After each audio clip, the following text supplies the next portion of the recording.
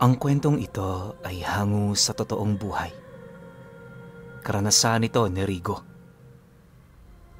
Taong 1950. Leyte.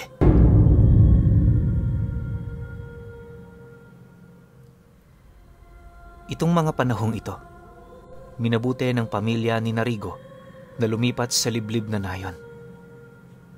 Natakot na rin kasi sila sa banta ng matataas na alon dahil sa mga lindol at bagyo. Maliban sa pinangangambahan nilang pagtaas ng alon sa dati nilang tinitirahan, natatakot na rin sila sa mga kwento patungkol sa barko ng mga aswang na napapadaan sa baybaying malapit sa kanila. Ilang beses na rin kasing namataan ng mga tao ang naturang sasakyang pandagat, lalo na kapag papalapit ang kabilugan ng buwan. Wala pa namang nawawala sa lugar na kanilang pinagmulan. Subalit alam nilang kapag nagkataon, paniguradong dadaong ang barko na yon para mandukot ng mga tao. Noong nasa bandang ilaya na sila ng kanilang bayan, kahit papaano ay nawala ang pangamba ni Rigo. Malaya na siyang nakakalabas tuwing gabi para makipaglaro sa kanyang mga bagong kanayon. Umuuwi na lamang siya sa kanilang bahay kapag sinusundo na siya ng kanyang nanay. Isang gabi, nagtaka si Rigo dahil hindi siya sinundo ng kanyang ina. Ikinatuwa niya yon, gawa ng makakapaglaro siya hanggat gusto niya. Hindi rin kasi sinusunod ng kanilang mga magulang ang mga kalaro niya, kaya ikinasiya nila yon. Minabuti nilang tumakbo patungo sa matataas na bahagi ng lugar. Nakarating silang tatlo sa burol at doon napagpasyahan nilang tumambay. Nasa kalagitnaan sila ng kanilang pagtatambay nang may nakita silang liwanag na mula sa karagatan. Makikita kasi ito mula sa kanilang kinaroroonan, gawa ng unti-unti nang binabalot ng dilim ang paligid. Walang ano-ano, biglang nagkwento ang isang kaibigan ni Rigo patungkol sa sasakyang pandagat ng mga aswang. Ayon dito, nagkalat ang mga aswang sa mga isla at sumasakay sila sa mga barko para hindi sila masyadong mahalata. Nagulat pa sila noon nang mawari nilang tumigil ang naturang liwanag. Batid nilang sakop ng kanilang bayan ang baybayin kung saan ito tumigil, kaya natakot sila. Dulot ng pangingilabot nila, nagkasundo silang tatlo na takbuhin ng patungo sa kanilang mga bahay. Wala silang naging pakialam kung magpagulong-gulong man sila sa burol para lang makauwi, dahil alam nilang mas malala pa ang kanilang sasapitin sa kanilang mga magulang kapag mananatili pa sila sa kanilang tinatambayan. Nang makababa na sa burol, kahit na madilim ang paligid ay muling tumakbo si Rigo patungo sa kanilang bahay. Alam niyang nakabantay na sa kanya ang sinturon ng kanyang ina, subalit wala siyang pakialam. Sa gabing yon, walang ibang inisip si Rigo kung hindi ang makarating ng ligtas sa kanilang tahanan. Pagka-uwi niya, naging tama ang kutob niya. Nakaabang sa kanya ang kanyang ina na may hawak na sinturon. Pinapadapa siya nito sa mahabang silya at doon ilang beses siyang hinagupit. Natigil lamang sa kanyang ginagawa ang ina ni Rigo nang sitahin na siya ng kanyang ama. Iyak ng iyak ang bata, kaya tinanong siya ng kanyang ama kung ano ang dahilan nito at hindi kaagad siya nakauwi. Hindi naman naglihim si Rigo at agad na sinabi ang patungkol sa liwanag sa karagatan. Dahil doon, nagkatitigan ng kanyang mga magulang at iisa lang ang kanilang kutob. Dumaong ang sasakyang pandagat ng mga aswang sa baybaying sakop ng kanilang bayan. Noon din, pinaghapunan nila si Rigo at matapos nun, sinabihan siya ng kanyang mga magulang na matulog na. Wala namang nagawa si Rigo kung hindi ang ipikit ang kanyang mga mata hanggang sa tuluyan na siyang lukubin ng antok.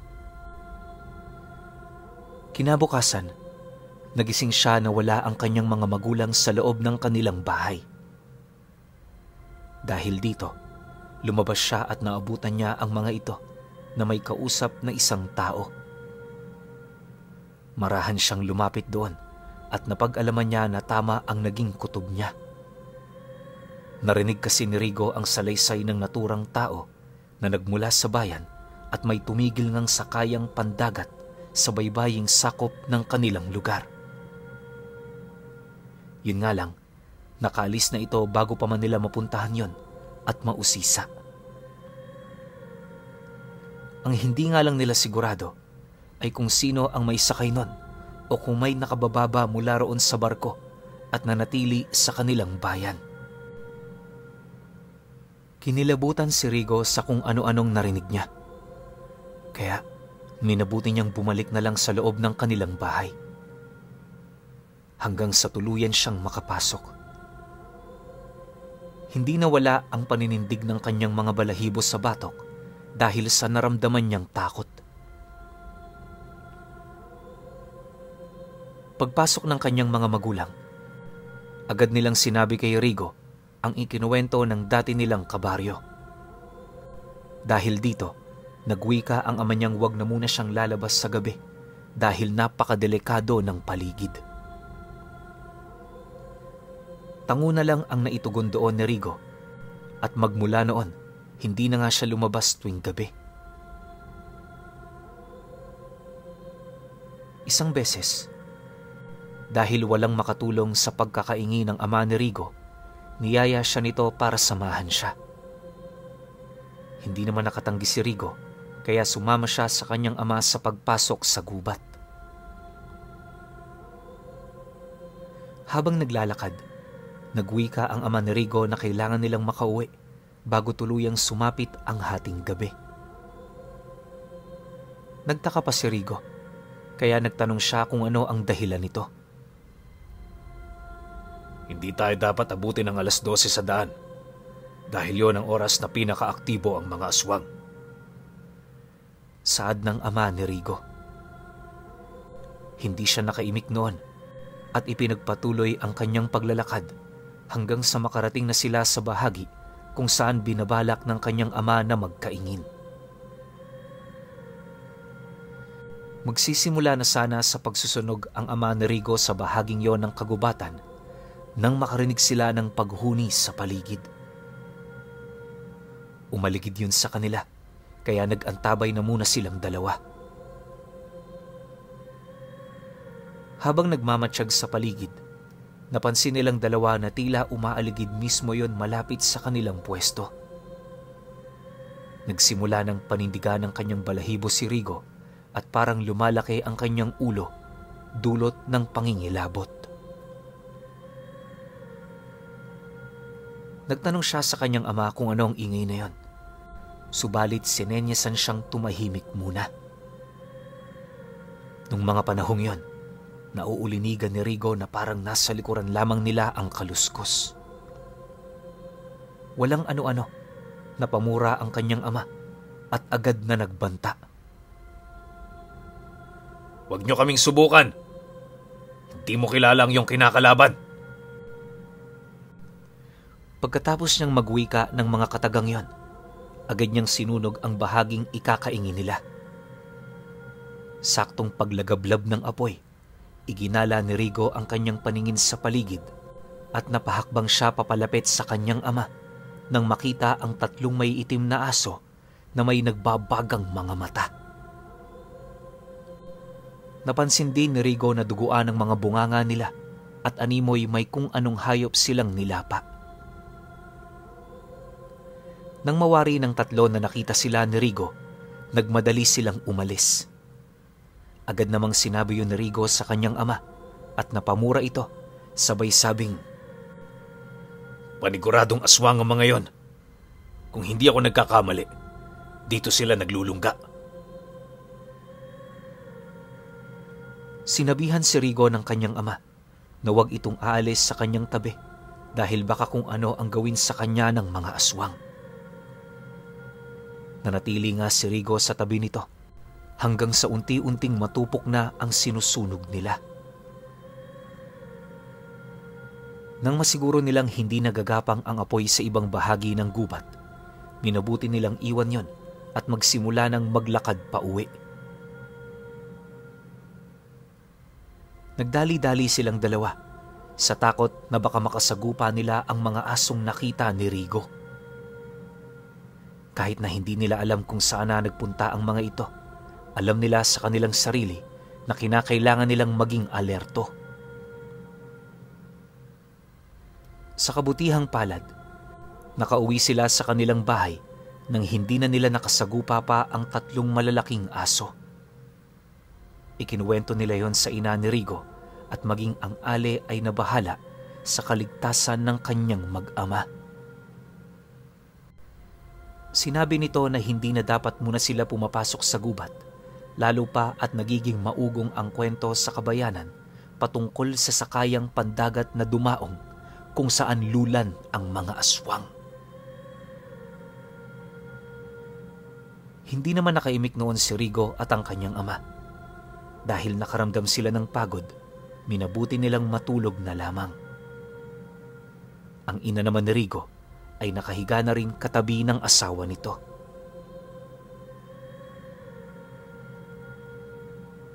Makalipas ang ilang oras, hindi pa rin dinadalaw ng antok si Rigo.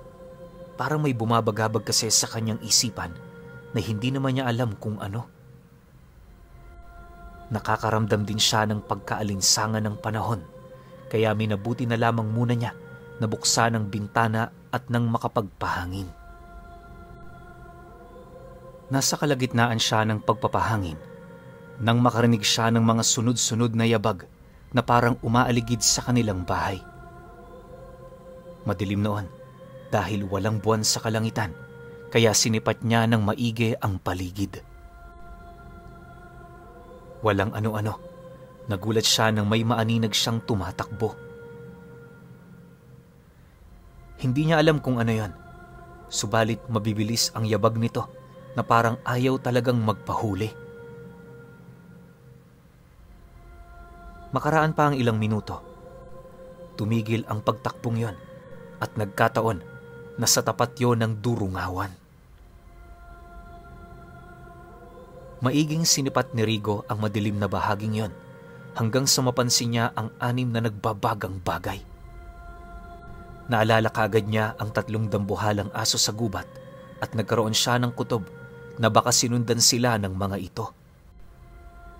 Dulot ng kanyang takot na baka kung ano ang gawin sa kanila ng mga asong yon, minabuti ni Rigo na isara ang bintana at pagkatapos ay ginising niya ang kanyang ama. Ngunit kahit na anong gawin niyang paggising sa kanyang ama't ina, ay mahimbing na mahimbing pa rin sila sa kanilang pagtulog. Kinilabutan na siya noon, lalo na nang marinig niyang papalapit sa kanilang bahay ang mga yabag na yon. Sinubukang sumilip ni Rigo sa siwang ng dingding nilang gawa sa tinadtad na kawayan at halos mapaatras siya nang makitang katapat pala ng dingding kung saan siya sumilip ang isang aswang. Dinig pa niya ang paghinga nito at ang mahinang pag-angil. Nang mapagtanto ni Rigo na nakatitig din sa kanya ang nilalang, napaatras siya. Subalit nilakasan niya ang kanyang loob at hindi siya nagpasindak sa mga yon. Pinakiramdaman niya ang mga ito at nang makalipas ang ilang minuto, minabuti niyang tumayo at kumuha ng 2 itak. Alam niyang malaki ang posibilidad na magalit sa kanya ang 3 aswang dahil sa kanyang gagawin, pero naisip niyang may tsansa rin na aalis sila. Pagkakuha niya ng 2 itak, ikiniskis niya yon hanggang sa maging siya ay narindi na roon. Nakaramdam din siya ng pagkahilo.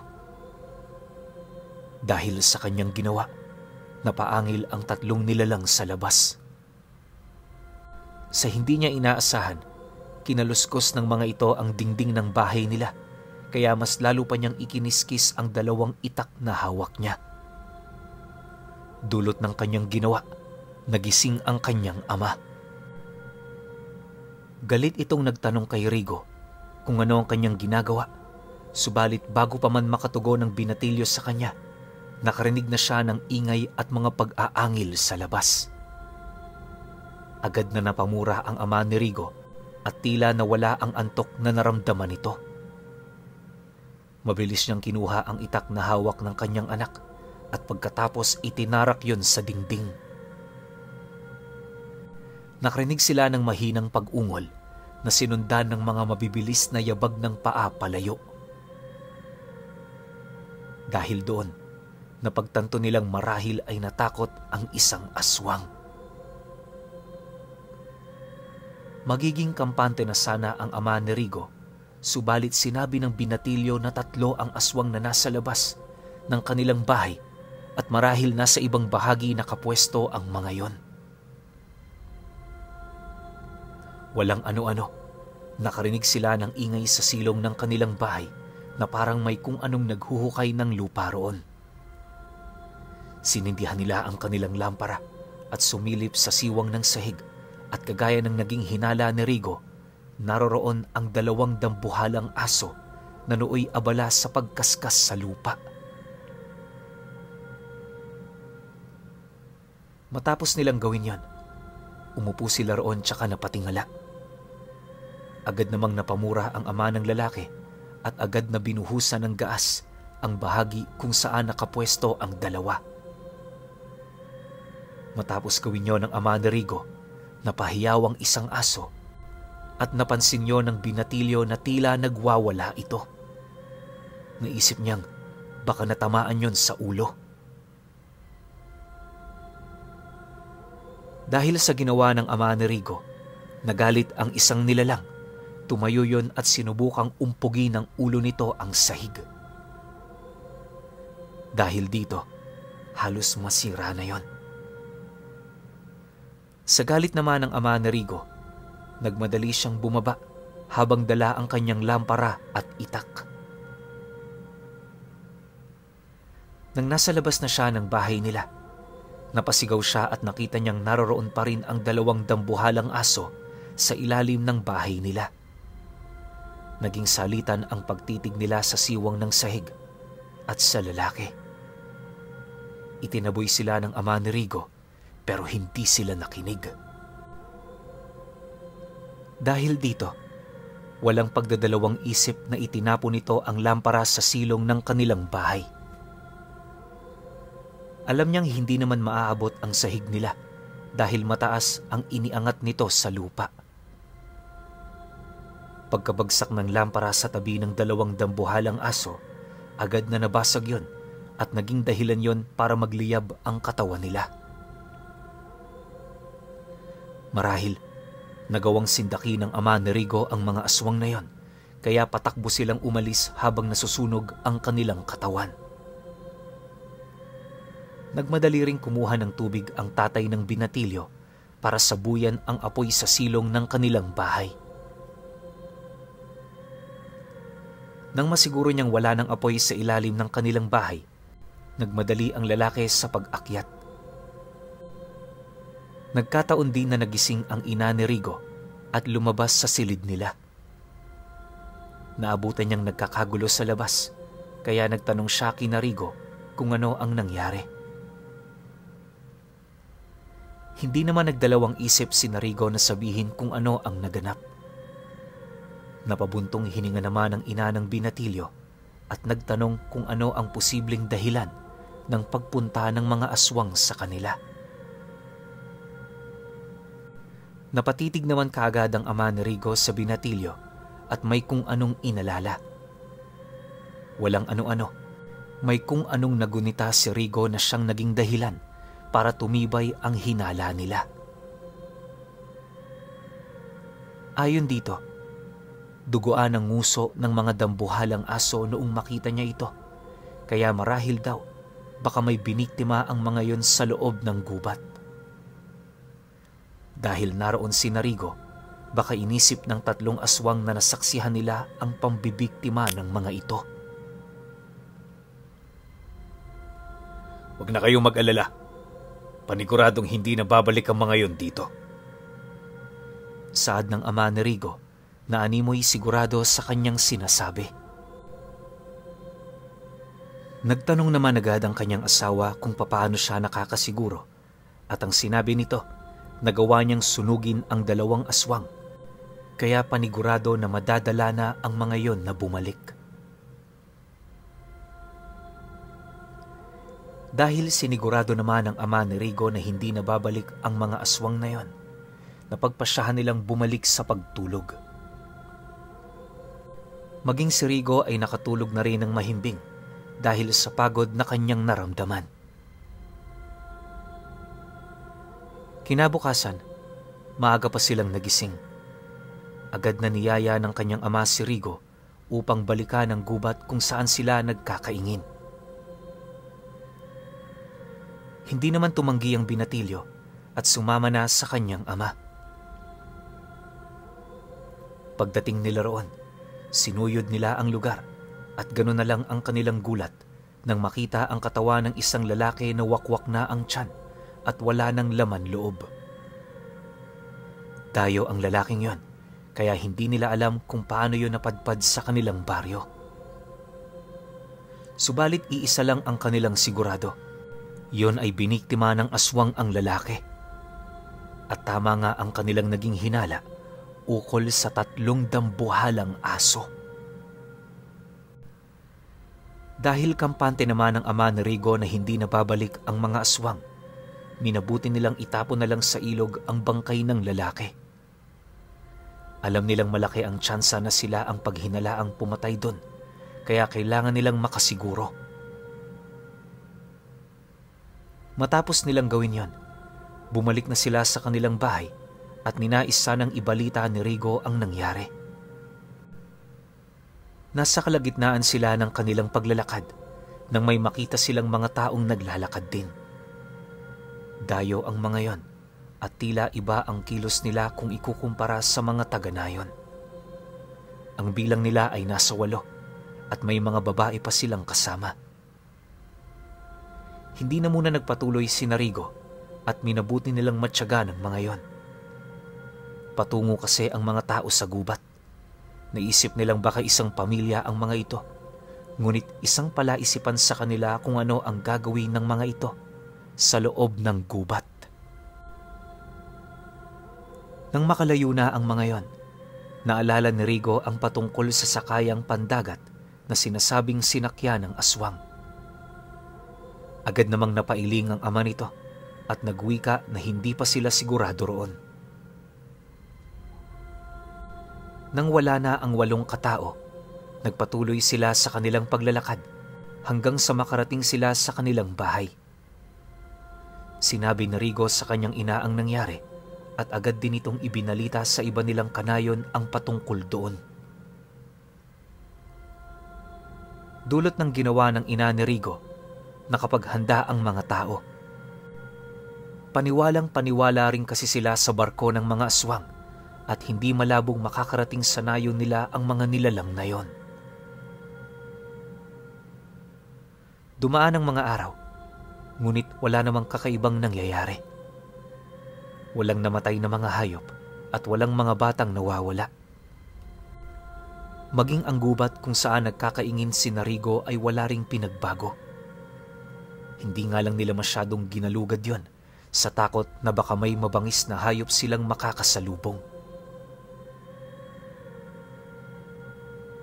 Makalipas pa ang ilang linggo, doon na sila nagtaka. Tuwing umaga kasi, may mga bakas ng dugo sa lupa na animoy may kung anong kinakaladkad doon na duguan. Wala naman silang nakitang mga katawan sa paligid, ngunit malakas ang naging kutob nilang aswang ang may kagagawa ng mga pangyayari. Isang gabi, sa hindi malamang dahilan ni Rigo, ay hindi siya makatulog. Pakiramdam niya ay sobrang alinsangan ng panahon, kaya minabuti niyang buksan ang bintana. Pagkabukas niya, agad din siyang bumalik sa higaan at ipinikit ang kanyang mga mata. Subalit pagkaraan lang ng ilang minuto, agad din siyang napamulat gawa ng mga ingay sa paligid. Kinilabutan si Rigo, kaya marahan siyang napabangon at sumilip sa bintana. Ganun na lang ang kanyang gulat nang may makita siyang mga mababalahibong tao na mabilis na gumagalaw at tila nagmamadali. Agad niyang naalala ang mga taong nakita nila ng kanyang ama, kaya sinubukan niyang gisingin ng kanyang tatay. Yun nga lang, kahit anong yugyug niya at tawag dito ay hindi ito nagigising. Sa takot na mapagbalingan ng mga mababalahibong nilalang, isinarado na lang niya ang bintana at muling humiga. Ngunit kahit na anong gawin niya, hindi pa rin siya makatulog. Minabuti na lamang ni Rigo ang magmatsyag sa kanilang paligid. Kinaumagahan, nagulat na lamang si Rigo na may kung anong pinagkakaguluhan sa kanilang baryo. Agad silang lumapit sa kumpol ng mga tao at ganoon na lang ang pangingilabot ng binatilyo nang makita niya ang 5 kambing na warak ang tiyan at wala ng laman loob. Naalala niya ang nakita niya nung nagdaang gabi, kaya sa halip na ilingid yon sa mga tao, sinabi niya ang patungkol sa mga mababalahibong nilalang na nakita niya at maging ang mga dayo na sa kanilang palagay ay tumungo sa loob ng gubat. Galit na galit ang mga tao roon at lahat sila ay iisa lang ang naging kutob. Mga aswang ang dayong yon at minabuting sa mga liblib na baryo mambiktima nang sa gayoy ay hindi sila madaling mahuli. Dahil sa nangyari, nagplano ang mga kabaryo ni Rigo kung ano ang kanilang gagawin. Binalak nilang magpain ng 2 buntis sa iisang bahay upang mas madaling maakit ang mga aswang doon. Nagkasundo rin ang mga tao na magtutulong-tulong sila para masugpo ang mga dayong aswang sa kanilang nayon. Kinagabihan, kagaya ng plano, may 2 buntis ang nanatili sa iisang bahay. Ang mga kalalakihan naman ay may kung anong ginawa para hindi sila kaagad makita ng mga aswang. Ayaw sana ng kanyang ama na sumali si Rigo, pero naging mapilit ang binatilyo at nagwika na may maitutulong naman siya. Nang hindi pa gaanong malalim ang gabi, wala silang naramdamang kakaiba sa paligid. Subalit habang pumapatak ang oras at papalapit na ng papalapit ang hating gabi, doon na binalot ng kakaibang ingay ang baryo ni Rigo. Nanatili lamang ang binatilyo sa tabi ng kanyang ama habang nag-aantabay sila sa buong paligid. Walang ano-ano, may narinig silang kakaibang ingay sa loob ng gubat at parang may malakas na hangin na nagmumula roon. Dumaan yun sa kanilang ibabaw at sa isang iglap lamang, nakarinig sila ng mga ingay sa bahay kung saan naroroon ang mga buntis. Dinig ni Rigo ang hiyaw ng mga buntis, kaya nabahala siya. Aalis sana siya sa pinagtataguan niya para lumapit sa bahay, ngunit pinigilan siya ng kanyang ama. Dito ka lang, mga aswang ang mga yan, at hindi mo sila kakayanin ng mag-isa. Saad ng kanyang ama. Walang nagawa si Rigo kung hindi ang manatili sa kanyang pwesto. Ipinako niya ang kanyang paningin sa bahay na yan at nakita niyang may 3 aswang na nasa bubungan at pinipilit nilang tuklapin ang bubong. Napansin din nila ang ilang aswang na nakapwesto sa silong at nakatingala. Halos manindig lahat ng balahibo sa katawan ni Rigo nang marinig niya ang sobrang daming huni sa paligid. Nang magbigay ng hudyat ang pinakamatanda sa kanila, doon na sila lumabas sa kanilang pinagtataguan. Sinugod nila ang mga aswang na nasa silong nang walang pag-aalinlangan. Gulat na gulat naman ang mga nilalang na yan dahil hindi nila inaasahan ang presensya ng napakaraming tao. Tatakas pa sana ang iba sa kanila, pero pinagtulungan silang tagain ng mga tao. Ang ibang walang dalang itak ay umasa na lamang sa hawak nilang mga pamalo. Dahil nasa ilalim ng silong ang mga aswang, pinagtulungan nilang ilabas ang mga ito. Nang nasa labas na sila ng silong, mas lalo pa silang pinarusahan ng mga taga-baryo hanggang sa maligo na sila sa sarili nilang dugo. Sinubukan nilang lumaban sa mga tao, ngunit dahil sa dami ng mga taga-nayon, ay naging walang silbi ang kanilang kakaibang lakas at liksi.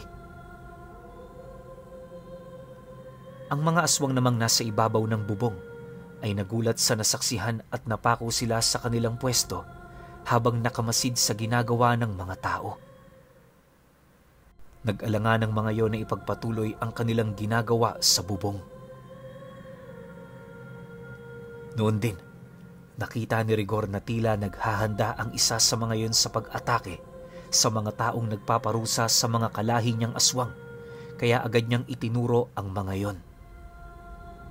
Dahil dito, naibaling ng mga tao ang kanilang pansin sa mga aswang na nasa bubong. Napangisi naman ang tatlong nilalang na nasa bubong at animoy tuwang-tuwa sa nangyari. Mabilis na lumipad ang mga yon at sumugod sa mga tao. Dahil sa sobrang bilis nila, hindi sila nagawang mahuli ng mga taga-nayon. Habang nasa ganun silang sitwasyon, inihanda naman ni Rigo ang kanyang sarili. Dahil nakita niyang hirap ang mga tao sa paghuli ng tatlong aswang na nasa anyo ng lumilipad na nilalang, nag-isip siya ng paraan. Di naglaon, nakita ni Rigo ang lumang kulambo ng may-ari ng tirahang yon. Itinuro niya yon sa kanyang ama, kaya pinagtulungan nilang kunin yon. Saktong pagkuha nila, narinig nilang papalapit na naman ang mga aswang. Dahil dito, mabilis nilang itinapon sa ere ang kulambo at naging dahilan yon para masilo ang isang aswang. Bumagsak yon sa lupa at nang makita yon ng mga tao, mabilis nilang kinuha ang kulambo at pinagtatataga ang aswang. Kahit na anong salag ng nilalang sa mga itak ng taga-nayon, ay wala itong nagawa. Nasa kalagitnaan sila ng pagtaga sa aswang na yon, nang makarinig ulit sila ng pagaspas ng pakpak. Dahil dito, mabilis na kinuha ng iilang kalalakihan ang kulambo at saktong pagkababa ng isang aswang, itinapon nila rito ang kulambo. Nawalan yon ng balanse at kagaya ng naunang aswang, bumagsak na rin ito sa lupa. Nilapitan din ito ng mga tao at kagaya ng kanilang ginawa sa naunang aswang, pinagtulungan din nila ito hanggang sa wala na itong magawa kung hindi ang tanggapi ng kanyang kapalaran hanggang sa ito'y bawian ng buhay sa kamay ng mga tao. Lumipad palapit sa kanila ang ikatlong aswang, ngunit noong mapagtanto nitong hindi niya kaya ang napakaraming tao, minabuti niyang lisanin ang nasabing nayon. Pumagaspas ito palayo sa lugar na yon. Nang masiguro ng mga tao na wala na ang isang aswang na yon, sinuyod nila ang buong paligid at nagimbal si Rigo nang malaman niyang halos 7 aswang ang naroroon. Tinipon niyo ng mga tao at pagkatapos ay dinala sa gitna ng kapatagan kung saan merong mga dayami. Nang naroroon ay walang pagdadalawang isip nilang sinunog ang mga katawan nun. Ang ilang kalalakihan naman ay pumasok sa gubat upang siguruhing wala nang natitirang aswang doon. Nagimbal pa sila nang malaman nilang napakaraming mga kalansay ng hayop ang naroroon at marahil dinadala nila roon sa loob ng gubat ang kanilang mga nagiging biktima. Mabuti na nga lang at alerto ang mga tao sa nayo ni Narigo, kaya kahit sa maikling panahon lamang ay nagawa nilang sugpuin ang pananalasa ng aswang sa kanilang nayon.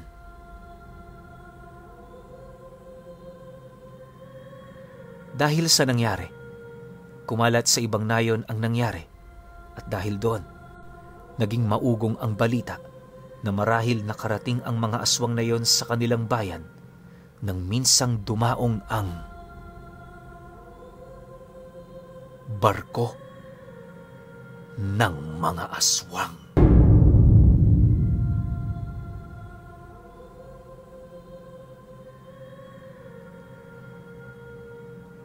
Okay. Opinyon ko sa kwento. Alam ko dito sa channel natin, Sang Pinuno, marami tayo na ilapag na ganitong klase ng kwento. Meron pa nga, yung barko na yon dinadala ng ulap. Diba? Yung maalala niyo yung kwento natin sa Palawan. Pero ngayon, itong barko na to, na sakayan ng mga, sa tingin ko ordinaryong mga aswang lang, no? Kasi kayang-kayang bugbugin ng taong bayan, napatay pa nga nila. So may hinang klase to ng aswang.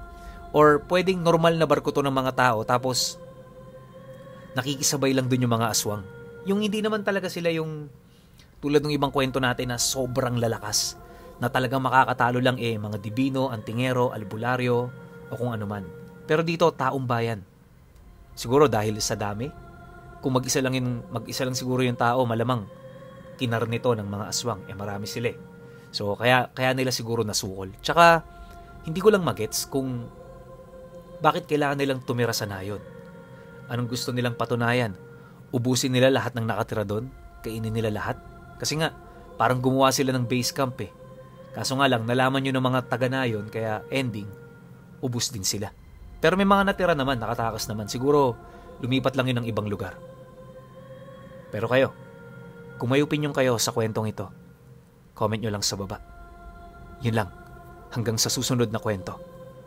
Salamat.